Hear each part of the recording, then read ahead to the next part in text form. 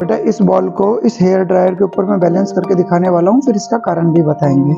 अब देखिए ये इसके ऊपर आराम से बैलेंस हो गई। इसका कारण ये है कि एक तो बर्नौली थ्योरम है जिसमें अगर एयर के मॉलिक्यूल का वेलोसिटी ज़्यादा हो जाती है तो वहाँ प्रेशर कम हो जाता है, तो लो प्रेशर जोन में बॉल रुकी रहती है। दूसरा, यहाँ एयर बहुत तेज चल रही है और इसकी सरफेस है राउंड। राउंड सरफेस पर फ्लूइड जो है वो उससे चिपक के चलता है, इस वजह से ये इसके ऊपर ही फ्लोट करती रहती है।